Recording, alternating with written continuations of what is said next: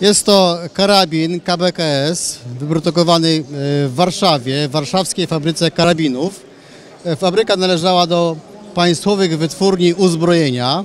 Przed wojną fabryka produkowała karabiny dla Wojska Polskiego. No, przede wszystkim były to Mausery 9.8 dla armii, ale także KBKS-y różnych wersji. Również te KBKS-y jednostrzałowe były produkowane, wykorzystywane były przez wojsko, przez rekrutów do nauki strzelania. Szkolenie podstawowe. Tak, oraz do celów sportowych. Ponieważ przed wojną powstał Polski Związek Strzelecki i zachęcał do strzelania. Ten karabin można było kupić na rynku wolnym w sklepie za 130 zł.